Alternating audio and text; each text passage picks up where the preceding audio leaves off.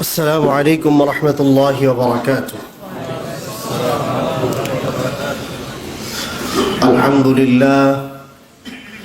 الحمد لله رب العالمين، والصلاة والسلام على سيد المرسلين وعلى آله وأصحابه أجمعين.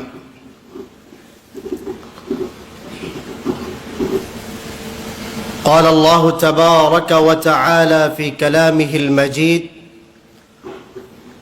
والفرقانه الحميد: أعوذ بالله من الشيطان الرجيم.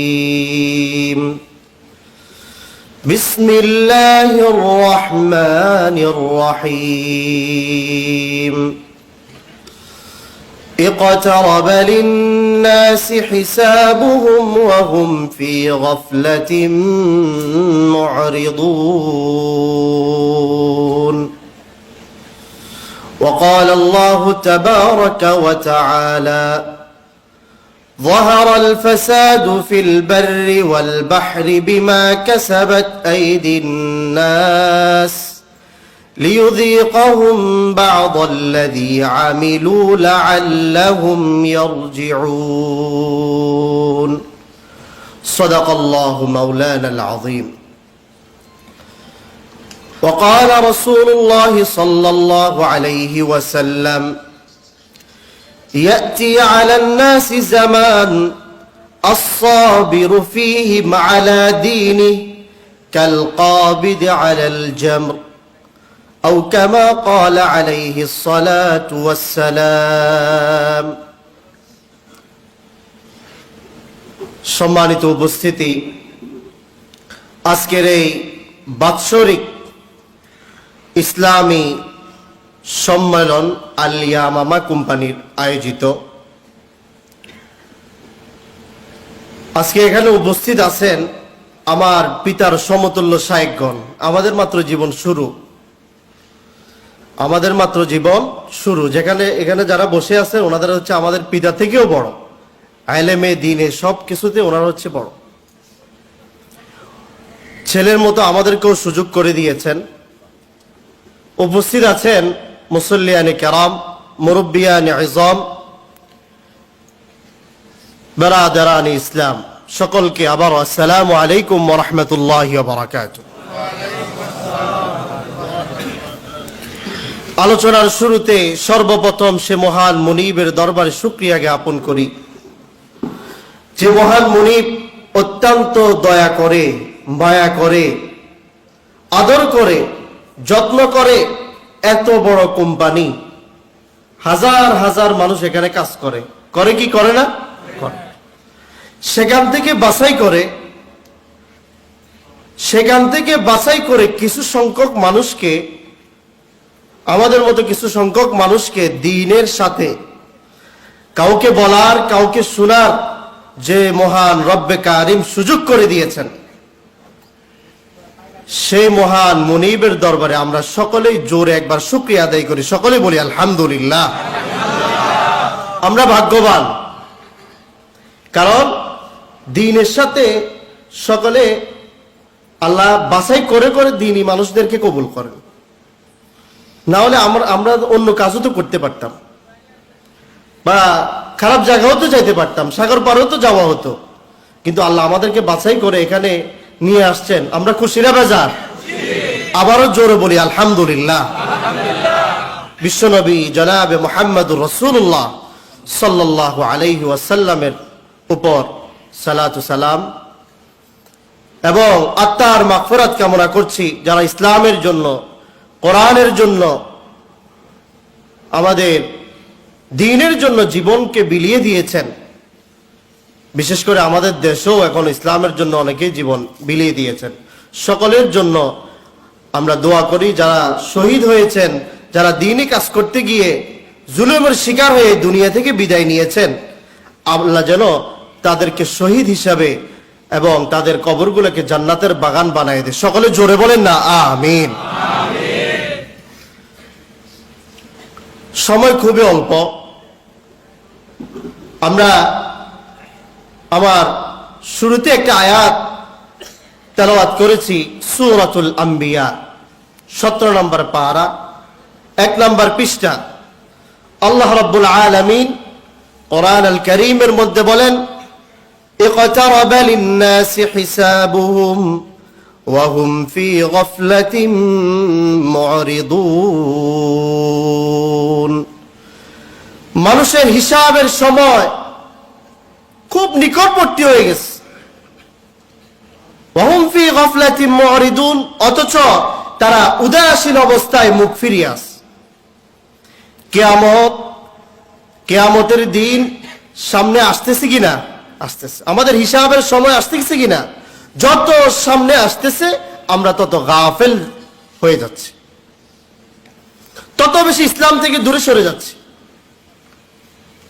আজকে এমন একটা বিষয় আপনাদের সম্মুখে আলোচনা করব, এটা অনেক সময়ের ব্যাপার। তারপরে যতটুকু সময় আল্লাহ রাব্বুল আলামিন এখানে আমাকে সুযোগ করে দিয়েছেন ততটুকুর মধ্যেই বলার চেষ্টা করব ইনশাআল্লাহ। যে কিয়ামত হবে, কখন হবে? কিয়ামতের আগে কিছু নমুনা শুরু হয়। বর্তমানে ভূমিকম্প বাড়ছে না কমছে? বাড়ছে। খুব বেশি বেশি ভূমিকম্প হয়। মহামারী, ছোঁয়াছুঁয়ি রোগ, করোনার মতো এরকম ছোঁয়াছুঁয়ি রোগ বাড়ছে না কমছে? কমছে। তারপর মানুষের চেহারা বিকৃতি বাড়ছে। চেহারা বিকৃতি কেমনে? সুস্থ অবস্থায় আমার ডায়াবেটিস নাই, চেহারা সুন্দর, মোটা তাজা মানুষ, কিন্তু ডায়াবেটিস হওয়ার পরে আমার চেহারা বিকৃত হয়ে গেছে। মোটা তাজা মানুষটা চিকন হয়ে যায়, হয় কি না? হয়। চেহারা বিকৃত হয়ে যাচ্ছে। এবং একটার পরে একটা আযাব, মানুষের রোগ। 50 পার হলে তো সবাই রোগী। তো রোগ বাড়ছে না কমছে? বাড়ছে। একটার পরে একটা আযাব শুরু হবে কিয়ামতের আগে। রাসূল সাল্লাল্লাহু আলাইহি ওয়াসাল্লাম কিয়ামতের ছোট ছোট কিছু আলামত আমাদেরকে বলে গিয়েছেন। এই আযাবগুলো শুরু হওয়ার আগে আল্লাহ রাব্বুল আলামিন কোরআন আল কারীমের মধ্যে বলেন, ظهر الفساد في البر والبحر بما كسبت أيدي الناس ليذيقهم بعض الذي عملوا لعلهم يرجعون। ভূমি ও সমুদ্রের মধ্যে বিশৃঙ্খলা দেখা দিয়েছে, ফাসাদ বেড়ে গেছে। ظهر الفساد في البر والبحر, ভূমি এবং সমুদ্র, জমিন, সমুদ্র সবকিছুর মধ্যে কি ফাসাদ বেড়ে গেছে, বিশৃঙ্খলা দেখা দিয়েছে। বেশি বেশি মানুষ ভয় পায়, ঘূর্ণিঝড় আসে কিনা? তারপর সমুদ্র উত্তাল হয়ে যায়, দুর্ভিক্ষ শুরু হয়, প্রাকৃতিক দুর্যোগ শুরু হয়, রোগ বালাই জমিনে বেশি বেশি বেড়ে গেছে। বিমা কাসাবাত আইদিন নাস লিয়ুযীকাহুম বা'দাল্লাযী আমিলু লাআল্লাহুম ইয়ারজিউন। এই যে বিভিন্ন মুসিবতগুলো আসতেছে, এই মুসিবতগুলো এমনি এমনি আসে না, এগুলো আমাদের হাতের কামাই। কারণ জমিনে আল্লাহর নাফরমানি বাড়ছে না কমছে? বাড়ছে। আল্লাহ এই জমিনে যখন ফাসাদ বেশি বেশি বেড়ে যাচ্ছে, তখন এই আযাবগুলো কি যে শুরু হচ্ছে, এগুলো আমাদের হাতের কামাই। করোনার মতো বিশাল একটা রোগ গেল, এটা তো এমনি এমনি আসে নাই। 1400 বছর আগে কায়নাতের সরদার বিশ্বনবী মুহাম্মদুর রাসূলুল্লাহ সাল্লাল্লাহু আলাইহি ওয়াসাল্লাম একটা হাদিসেই 15টা আলামত বলে গেছেন। ظهر الفساد في البر والبحر بما كسبت أيدي الناس ليذيقهم بعض الذي عملوا لعلهم يرجعون। ভূমি এবং সমুদ্রে যখন বিশৃঙ্খলা সৃষ্টি হবে, এগুলা আমাদের হাতের কামাই। আল্লাহ এগুলোর কারণে আমাদেরকে কিছু কি আযাব দিবেন, যেন আমরা এগুলা থেকে আবার ফিরে আসি, আবার আল্লাহর দিকে ফিরে যাই। যারা তাকওয়াবান তারা ভূমিকম্প হলেই বুঝবে যে আযাব বেশি হয়ে যাচ্ছে, আমার দ্বারা মনে হয় কোনো আল্লাহ নারাজ হয়ে গেছে। যখন এই ফাসাদগুলা বাড়বে, তখনই এই আল্লাহর বাতাস, সমুদ্র সবকিছু কি আল্লাহর কথা মতে আযাব বেড়ে যাবে। কিয়ামতের আগে যে ব্যক্তি সকালে মুমিন, বিকালে ওই ব্যক্তি আবার কাফের হয়ে যাবে। সকালে মুমিন, বিকালে আবার কাফের হয়ে যাবে। রাসূল সাল্লাল্লাহু আলাইহি ওয়াসাল্লাম আরেকটা হাদিসে বলেন যে মসজিদে মুসল্লিও থাকবে, ইমামও থাকবে, খতিব সবাই থাকবে, কিন্তু একজন মানুষেরও ঈমান থাকবে না। এটা কখন হবে? যখন কিয়ামত অতি সন্নিকটে চলে আসবে। দেখবেন যে আজকে আমাদের সমাজে সুদ বাড়ছে না কমছে? তো সুদ যারা খায় তাদের ঈমান থাকে? দেখা যায় মসজিদের ইমাম সাহেবও সুদ খায়, মুসল্লিও সুদ খায়, তারপর আরো যারা আছে সকলেই সুদ খায়, আবার নামাজও পড়ে, আযানও দেয়, একামতও দেয়, কিন্তু তাদের একজনের ঈমান থাকবে না। আজকে এমন একটা বিষয় বলবো, عن علي بن أبي طالب رضي الله عنه قال رسول الله صلى الله عليه وسلم কিয়ামতের আগে কিছু ছোট ছোট আলামত এই সমাজে দেখা দিবে। এই আলামতগুলো আমার মধ্যেও থাকতে পারে, আপনাদের মধ্যেও থাকতে পারে। আজকে মিলাবেন, যদি আলামতগুলো থাকে আজকে থেকে দূর করার চেষ্টা করবেন তো ইনশাআল্লাহ। ইনশাআল্লাহ। قال رسول الله صلى الله عليه وسلم, পয়েন্ট আকারে বলবো, মনে রাখার চেষ্টা করবেন ইনশাআল্লাহ। এবং সমাজে এগুলো বিদ্যমান, প্রায় সবগুলাই প্রকাশ হয়ে গেছে। এক নাম্বার, ইযা তুখিদাল ফাইউ দুওয়ালান। এক নাম্বার কিয়ামতের আলামত ছোট, একটা হলো আলামতে কুবরা, একটা আলামতে সুগরা। আলামতে কুবরা গুলো আরো পরে, এখন সুগরা গুলা যতগুলা ছোট ছোট আলামত সবগুলাই প্রকাশ পেয়ে গেছে। এক নাম্বার কি, ইযা তুখিদাল ফাইউ দুওয়ালান, রাষ্ট্রীয় সম্পদ কয়েকজনের মধ্যে ঘুরবে। অর্থাৎ যারা শাসক হবে, যারা রাষ্ট্রীয় দায়িত্বে থাকবে, তারা রাষ্ট্রীয় সম্পদকে নিজের সম্পদ মনে করবে। বর্তমানে তাই কি হচ্ছে কিনা? আল ফাই, ইযা তুখিদাল ফাই, ফাই শব্দটা হচ্ছে রাষ্ট্রীয় সম্পদ। এই রাষ্ট্রীয় সম্পদ থেকে গরিবদেরকে দেওয়া হতো, এতিমদেরকে দেওয়া হতো, মসজিদে দেওয়া হতো, মাদ্রাসায় দেওয়া হবে। কিন্তু কিয়ামতের আগে রাষ্ট্রীয় সম্পদগুলা যাদের দায়িত্বে থাকবে তারা কি প্রত্যেকটা নিজেরাই নিজেদের বাপদাদা সম্পত্তি মনে করবে। আল্লাহ রাব্বুল আলামিন কোরআনুল কারীমের মধ্যে বলেন, কাইলা ইয়াকুলা দুলাতাম বাইনাল আগনিয়াই মিনকুম, যেন সম্পদে তোমাদের ধনীদের মাঝে শুধু না থাকে, এই সম্পদের তারল্য যেন সকলের মাঝে ছড়িয়ে যায়। এই জন্য আল্লাহ আমাদের জন্য রাষ্ট্রীয় কোষাগারের মতো একটা ব্যবস্থা করেছেন, যেখানে সৌদি আরবও আছে। বিভিন্ন কার্য, অসহায়, গরিব, এতিম, মিসকিন সকলের জন্য কল্যাণের জন্য এগুলো কি ব্যয় করা হয়। রাসূল সাল্লাল্লাহু আলাইহি ওয়াসাল্লাম কখনোই চাইতেন না যে কেউ থাকবে 5 তলায়, কেউ থাকবে গাছতলায়। আল্লাহ রাব্বুল আলামিন কখনোই পছন্দ করেন না কেউ থাকবে 10 তলায় আবার কেউ থাকবে গাছতলায়। সম্পদের তারল্য যেন সকলের মাঝে ছড়িয়ে পড়ে, এই জন্য এই রাষ্ট্রীয় কোষাগার। কিন্তু দেশে যারা রাষ্ট্রের দায়িত্বে থাকে, মন্ত্রী, মিনিস্টার, দেখা যায় যে একটা রোডের জন্য বরাদ্দ হয় 75 লক্ষ টাকা। সেই সংসদ থেকে গ্রামে আসতে আসতে এই 75 লক্ষ টাকা হয়ে যায় কত? 5 লক্ষ টাকা। হয় কি হয় না?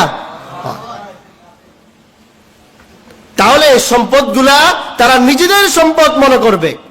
বিশ্বনবী মুহাম্মদুর রাসূলুল্লাহ সাল্লাল্লাহু আলাইহি ওয়াসাল্লাম বলেন, যখন যারা এই সম্পদকে নিজের সম্পদ মনে করবে, যখন এই রাষ্ট্রীয় সম্পদগুলোকে নিজের সম্পদ মনে করে ভক্ষণ করবে, তখন মনে করবে কিয়ামত অতি সন্নিকট। এই আলামতটা কি প্রকাশ পেয়েছে? পেয়েছে। আল্লাহ আমাদেরকে রাষ্ট্রীয় টাকা যারা লুট করে, প্রকল্প লুট করে, কমিশন খায়, চাঁদাবাজি করে, টেন্ডারবাজি করে, চাকরি দিতে গেলে সেখানেও আছে কিনা নাই, সেখানেও খায়। সব জায়গায় টেন্ডারবাজি চলে। অর্থাৎ রাষ্ট্রের যতগুলো দায়িত্বে যারা আছে সবাই এগুলা নিজেরা বক্ষণ করতেছে। এই আলামত যখন দেখা দিবে, বিশ্বনবী মুহাম্মদুর রাসূলুল্লাহ বলেছেন, তখন এই কিয়ামত অতি সন্নিকটে।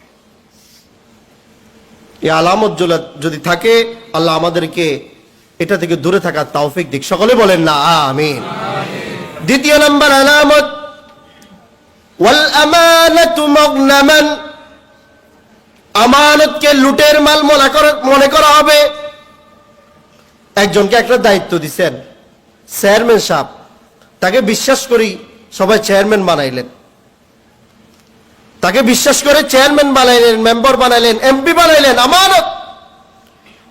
যখন সে চেয়ারটা পাবে তখন সে মনে মনে করবে যে এই তো এখন লুটের সুযোগ। আমানতকে কি লুটের মাল মনে করবে। চাকরি, দায়িত্ব, ক্ষমতা, একজন শিক্ষক, তাকে শিক্ষকতার দায়িত্ব দেওয়া হল।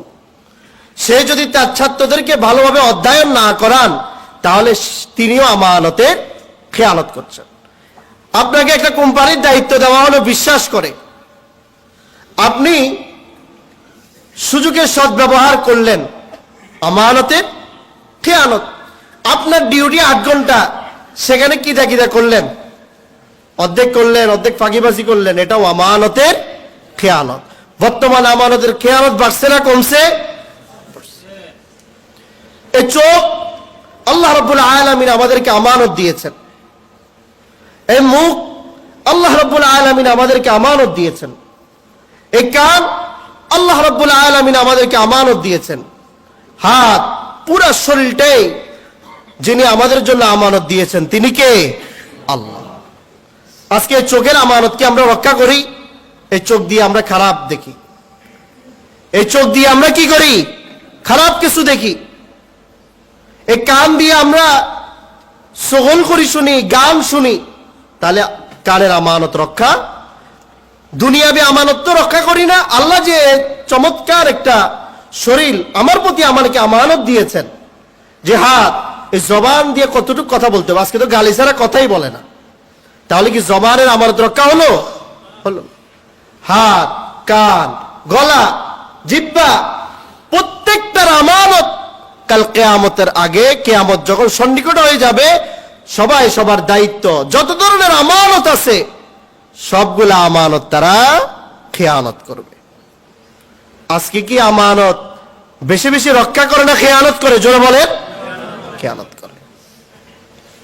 বিশ্বনবী জনাবে মুহাম্মদুর রাসূলুল্লাহ সাল্লাল্লাহু আলাইহি ওয়াসাল্লাম বলেন, ওয়াল আমানাতু মাগনামান, যখন দেখবে মানুষ আমানতের খেয়ানত করতেছে, তখন বুঝবে কিয়ামত অতি সন্নিকটে। আজকে থেকে যারা ডিউটি করেন, এটার মধ্যে ফাঁকিবাজি আর করবেন? আপনি যদি 8 ঘন্টা ডিউটি ভালোভাবে করেন, এই 8 ঘন্টা ডিউটি আপনি হক ভাবে করার কারণে আপনার রিজিকের মধ্যে যিনি বরকত দিবেন তিনি কে? আল্লাহ। প্রত্যেকটা দায়িত্ব, এই চোখের আজকে থেকে হেফাজত করবেন তো ইনশাআল্লাহ। এই হাতের প্রত্যেকটা অঙ্গ, আল্লাহ আমার এই চোখটা দিছে আমানত, এই চোখ যদি কোনো কারণে আল্লাহ বন্ধ করে ফেলে তখন কি উপায় হবে? এই চোখের শুকরিয়া আদায় যদি আমরা সারাদিন 24 ঘন্টা শুধু এই চোখের শুকরিয়া আদায় করি, তাহলে কি শুকরিয়া আদায় হবে? না। আল্লাহ যে অঙ্গ প্রত্যঙ্গ দিয়েছেন, প্রত্যেকটা আমানত আল্লাহ যেন আমাদেরকে রক্ষা করার, এবং যত ধরনের আমানত আছে আল্লাহ যেন আমাদেরকে সেই আমানত রক্ষা করার তৌফিক দেয়। সকলে জোরে বলেন না আমিন। কয়টা বললাম কিয়ামতের আলামত? 2টা।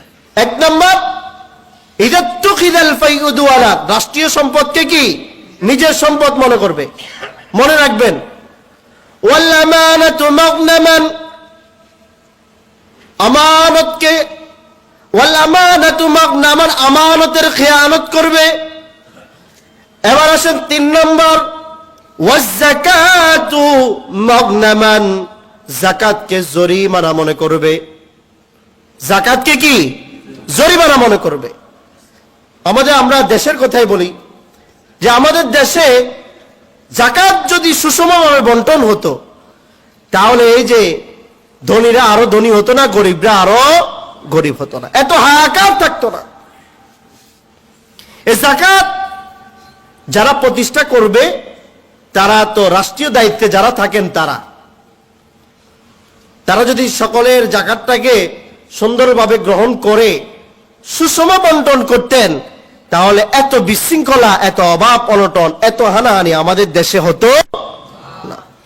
কিন্তু কাল কিয়ামতের আগে যাকাতকে জরিমানা মনে করা হবে যে আমার টাকা আমি এটা যাকাত দিব কেন, মানুষকে দিব কেন? যাকাতকে কি করবে? জরিমানা মনে করবে। অথচ দেখা যায় যে 5 লক্ষ টাকা আপনি ব্যবসার মধ্যে আয় করলেন, যাকাত না দেওয়ার কারণে আপনার 5 লক্ষ টাকার মধ্যে কোনো বরকত যিনি দিবেন না তিনি কে? আল্লাহ। 5 লক্ষ টাকা আপনি ব্যবসা প্রতিষ্ঠান বা বিভিন্ন আপনার আয় হলো, সেখান থেকে আপনার ওয়াইফের অসুস্থতার জন্য গেলে 3 লাখ আছে না নাই? অ্যাক্সিডেন্টে গেল আরো, লুটপাটে গেল আরো, বিপদ আপদে গেছে মাসে আরো কত। কিরে আমি তো ইনকাম করি, বরকত হয় না কেন? কারণ আপনি ঠিকভাবে যাকাত আদায় করেন না। নামাজ যেরকম ফরজ, হজ যেরকম ফরজ, রোজা যেরকম ফরজ, আল্লাহ রাব্বুল আলামিনের যাকাতও আমাদের জন্য ফরজ করে দিয়েছে। যাকাত বলতে কি বোঝায়? একটা লাল কাপড় আর একটা লাল লুঙ্গি, এটা কি যাকাত? যাকাত এমন ভাবে দিতে হবে, আজকে একজন যিনি স্বাবলম্বী না তাকে আমি দিলাম, পরের বছর যেন উনি যাকাত দিতে পারে এই ব্যবস্থা করে দেওয়াটাই হলো যাকাতের মূল ভাষা। আপনি একটা লাল কাপড় দিলেন, 1 কেজি মুড়ি দিলেন, 1 কেজি চাউল দিলেন, দেশে দেয় কি না? দেয়। এটা যাকাতের পরিভাষা নয়। যাকাত এজন্য ইসলামী রাষ্ট্রের জন্য চেষ্টা করতে হবে। এর যাকাত ব্যবস্থা যদি রাষ্ট্রীয়ভাবে হয় তাহলে আমাদের যে কেউ থাকে 5 তলায় আর কেউ রাস্তার মধ্যে শুবার কোনো ব্যবস্থা নাই। এই ব্যবস্থা, এই যে খারাপ যে অবস্থা, এটা থেকে দূর করবেন যিনি, তিনি কে? আল্লাহ। ওয়াজ-যাকাতু মাগরামান, যাকাতকে জরিমানা মনে করবে কিয়ামতের আগে। আল্লাহ আমাদের আজকে থেকে সকলেই হিসাব করে যাকাত দিবেন তো ইনশাআল্লাহ? ইনশাআল্লাহ। তাহলে কিয়ামতের আলামত কয়টা গেল? 3টা। আল্লাহ আমাদেরকে এই কিয়ামতের যে ভয়াবহতা সেখান থেকে আমাদের সকলকে হেফাজত করেন। সকলে বলেন না আমিন। এজন্য সর্ব অবস্থায় দান করার চেষ্টা করবেন। আল্লাহ রাব্বুল আলামিন কোরআনুল কারীমের মধ্যে বলেন, الذين ينفقون في السراء والضراء والكاظمين الغيظ والعافين عن الناس والله يحب المحسنين। তারা সেই সব লোক যাদেরকে আল্লাহ ভালোবাসেন, যারা সচ্ছল অসচ্ছল সর্ব অবস্থায় আল্লাহর রাস্তায় দান করে। বলেন না সুবহানাল্লাহ। আমার কাছে নাই তাও আমি আল্লাহর রাস্তায় দান করব। সচ্ছল অসচ্ছল 2 অবস্থায় যারা আল্লাহর রাস্তায় দান করে তাদেরকে ভালোবাসেন কে? আল্লাহ। তো এই জন্য আজকে থেকে যাকাত একদম হিসাব করে দেওয়ার চেষ্টা করবেন ইনশাআল্লাহ।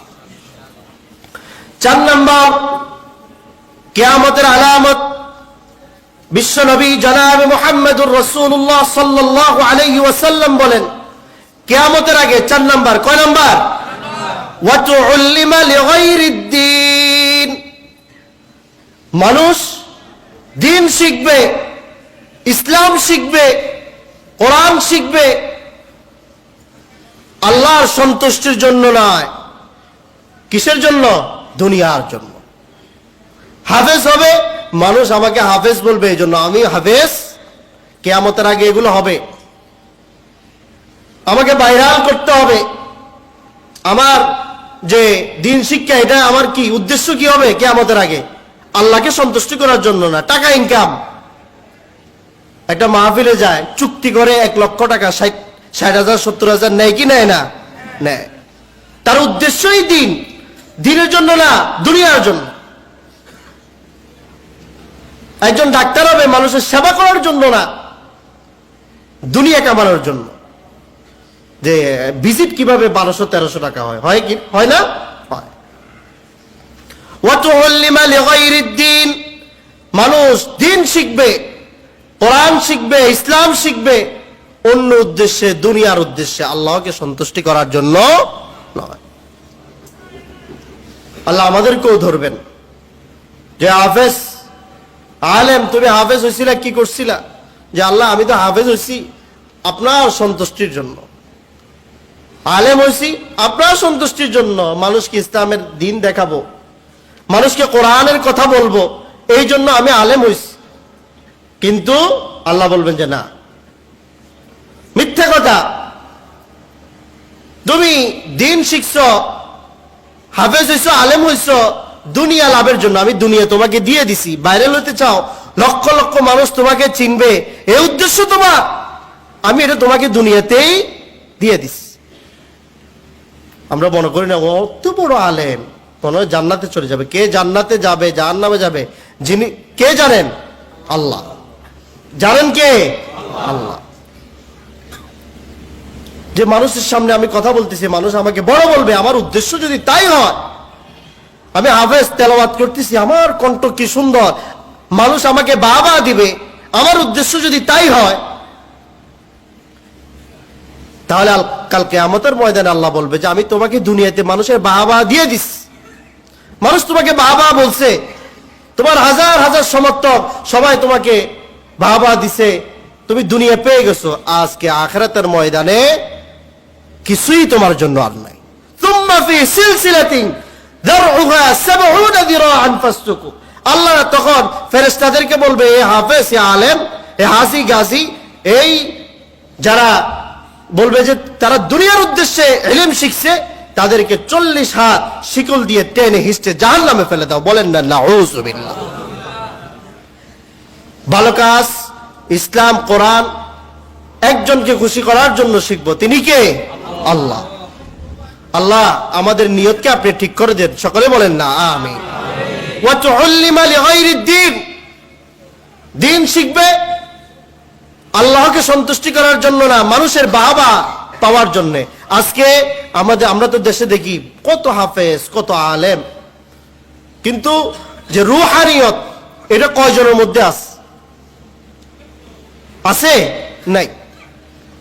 মাহফিলে গেলেও ভাইরাল, কতক্ষণ গান গায়, কতক্ষণ গজল গায়, কতক্ষণ নাচে না, কতক্ষণ আবার গরম হয়ে যায়, কতক্ষণ বিরুদ্ধে বলে, কতক্ষণ পক্ষে বলে, তার উদ্দেশ্য হলো ভাইরাল। এই উদ্দেশ্যের কারণে, কারণ এত ওয়াজ হলে তো মানুষ হিদায়াত হয়ে যাওয়ার কথা, ওই যে নিয়ত ঠিক নাই, যার কারণে হুজুরও ঠিক হয় না, আর আমাদের দেশও আর ঠিক হয় না। তা কিয়ামতের আগে 4 নাম্বার কি হবে? ওয়াতুল্লিমা লিগাইরিদ্দিন, মানুষ দিন শিখবে, ইলম শিখবে দুনিয়ার উদ্দেশ্যে। আজকে থেকে আপনাদের ছেলে মেয়েদেরকে মাদ্রাসায়, হেফজখানায় বা যেখানে ভর্তি করেন না কেন, যেন তারা সহিহ আকীদা শিখে, যেন তারা কি মূল যে ইসলাম, মূল যে কোরআনের যে মেসেজ, সেগুলো যেন তারা আঁকড়ে ধরতে পারে। যদি তাদের উদ্দেশ্য অন্যটা হয়, তাহলে দুনিয়াও হারাবে, কাল আখিরাতের ময়দানে আখিরাতও কি হারাবে। আল্লাহ আমাদেরকে কিয়ামতের যে আলামতগুলো প্রকাশ পেয়েছে, কয়টা আলামত বললাম বলেন? কয়টা আলামত বলছি ভাই? আল্লাহ আমাদেরকে এগুলা থেকে দূরে থাকার তৌফিক দেন, সকলে বলেন না আমিন। 5 নম্বর আলামত, কিয়ামতের 5 নম্বর আলামত, ওয়া আতাআর রাজুলু ইমরাআতাহু। ভাই একটু আপনারা মনোযোগ সহকারে শোনার চেষ্টা করেন। ওয়া আতাআর রাজুলু ইমরাআতাহু, স্ত্রীর আনুগত্য করবে কিয়ামতের আগে। ওয়া আতাআর রাজুলু ইমরাআতাহু ওয়া আক্কা উম্মাহু, স্ত্রীর আনুগত্য করবে আর মায়ের অবাধ্য হবে। বর্তমানে স্ত্রীর অনুগত্য বাড়ছে না কমছে? মায়ের অনুগত্য কমছে না বাড়ছে? তাহলে রাসূল সাল্লাল্লাহু আলাইহি ওয়াসাল্লাম যে 1400 বছর আগে বলে গেছেন, এটা সত্য না মিথ্যা? প্রত্যেকটা আলামত প্রকাশ পেয়ে গেছে। ওয়াতাআ আর-রাজুলু ইমরাতাহু ওয়া আক্কা উম্মাহু, মানুষ তার স্ত্রীর অনুগত্য হবে, স্ত্রীকে সম্মান করবে, স্ত্রী যা বলে তাই মানার চেষ্টা করবে। ওয়া আক্কা উম্মাহু, মায়ের কি অবাধ্য হবে। প্রিয় ভাইয়েরা, সময় খুবই সংক্ষিপ্ত, শুধু দুইটা কথা বলি। বিশেষ করে আমাদের প্রবাসী ভাইয়েরা যারা আছেন, তারা এই স্ত্রী এবং মায়ের মধ্যে সামঞ্জস্য রাখতে পারেন না, যার কারণে আমাদের পরিবারগুলোতে শান্তি বেশি না অশান্তি বেশি? এই জন্য ছোট্ট একটা মেসেজ, মাকে মায়ের বুঝ দিবেন আর স্ত্রীকে স্ত্রীর বুঝ দিবেন। আল্লাহ আমাদেরকে যতটুকু বলছি ততটুকু আমল করার তৌফিক দেন। সকলে বলেন না আমিন। এবং এই আলামতগুলো যদি আমাদের মধ্যে থাকে, আল্লাহ এগুলো থেকে আমাদেরকে দূরে থাকার তৌফিক দিক। সকলে বলেন না আমিন। ওয়া আখিরু দাওয়ানা আলহামদুলিল্লাহি রাব্বিল আলামিন। আসসালামু আলাইকুম ওয়া রাহমাতুল্লাহ।